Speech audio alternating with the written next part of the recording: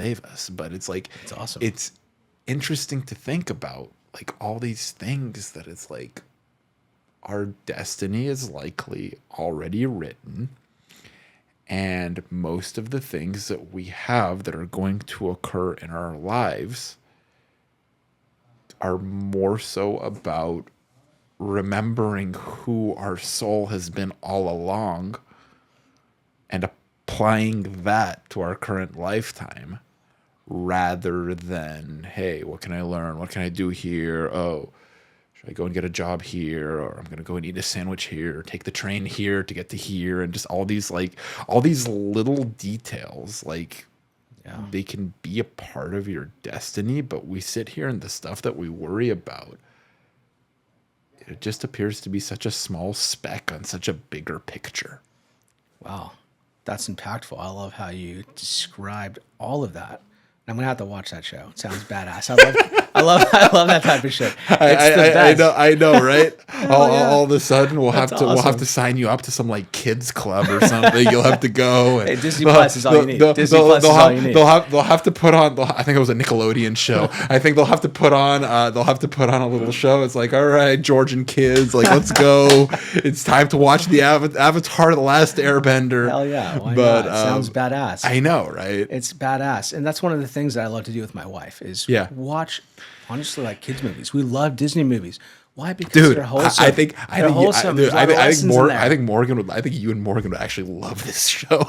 I think so too. You hear that, sweetheart? We're gonna watch the Last Airbender. There we go, Morgan. Avatar: The Last Airbender. Y'all are gonna watch like a 20-year-old Nickelodeon show now. Super psyched. It's being sentenced. Hell yeah! Cheers. That's gonna be cool. We're definitely gonna do that. But we spend quite a bit of time watching kids movies, Disney movies. We love them because they're wholesome. And you're saying something important, remembrance. Yeah. Why do kids have such an impact on us? Because they're pure energy, like you said. Yeah. They're pure energy, and they remind us energetically through a sensation that they give us. Their sheer presence, their sheer existence is a physical reminder of what we once used to be and what we can be and what we should be. And that's what children are. They're a gift to this world, and they're so pure and so beautiful.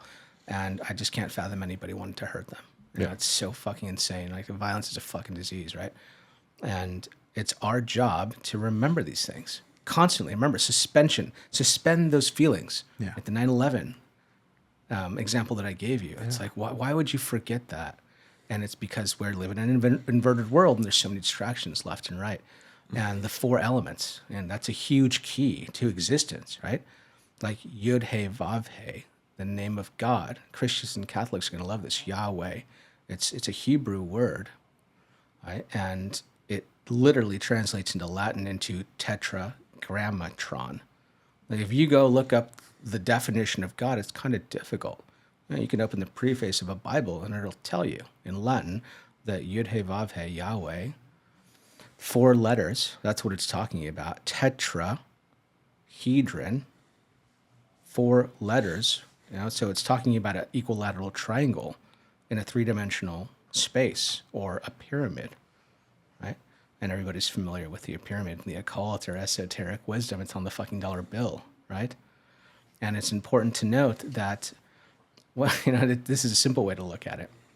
When you go to a bathroom, what's the shape on the bathroom? For a man or a woman, it's a triangle, right? One of them is like this, and the other one is like this. Yeah. Masculine, feminine. Everybody has both. That's what the Star of David can be interpreted as. Leonardo da Vinci's Vitruvian Man, he spread out like this. You could literally map out a triangle and another one inverted upon each other. Yeah. 2 tetrahedrons spinning against each other. That's your Merkaba vehicle, right? But what I'm getting at is, the Last Airbender, 4 elements. So we have the roots of creation separated into 4 elements, so to speak, or specific elements that you can wield for what? For a lot of things, right? For control, for power, for manifestation, for bending air, whatever the heck it is, right? I'm going to have to watch that show. I know, you didn't think you'd leave here with such a gift, did you? No, thank you, sir. I appreciate this. This is awesome. I mean, holy shit. Who would have thought? We'll have to, what is it, next Halloween? It's like we're painting an arrow on your head, bro. It's like, Hell yeah, that'll be sick, right? That'll be cool. Super, super into that. But it blurs the lines between creativity, between illusion, delusion, and reality. yeah.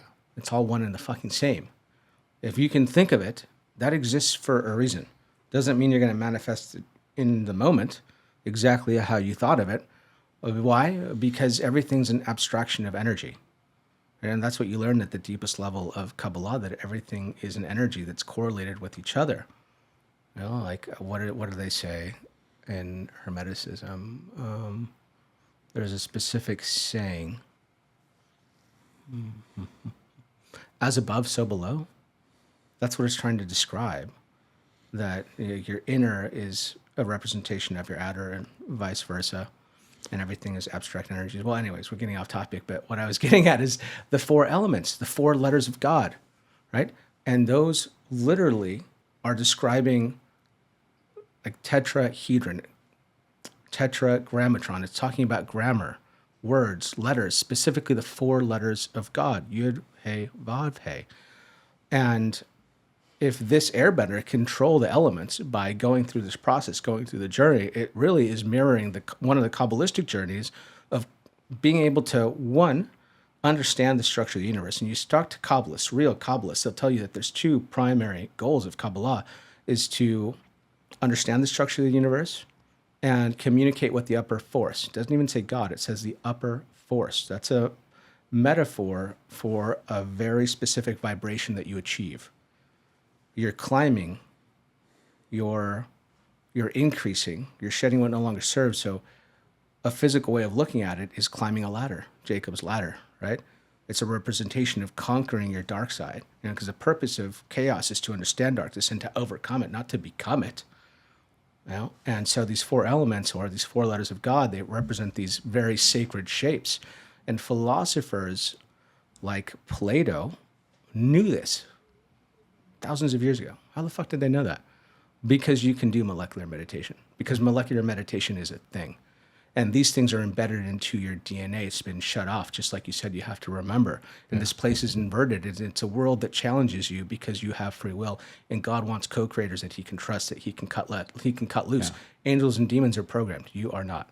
So if you overcome your darkness, if you understand these principles and you embody them and you pass them on in good faith for your fellow man, all for one for all type hero shit, right? You really embody this. You don't have to be doing grand things out in the world. You don't have to be fucking Elon Musk or Trump. You don't have to be any of that. Does God really give a shit about that at the end of the day? Maybe so, but only if it's quality. Quality over quantity all fucking day.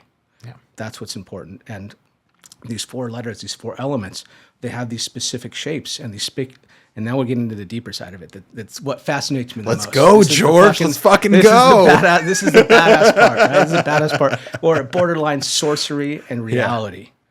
Right? And I think that this is one of the hidden keys, the hidden secrets that's been suppressed intentionally because they understand what this power represents. It even says it in the Bible. Right? It says that this tetrahedron, this throne of God, this equilateral triangle, this sapphire, Sephirot, it really is, it's talking about sapphire. What? Sapphire what? Sapphire energies. You're a crystal. You're a crystalline being, like a light body, like the word human itself, right?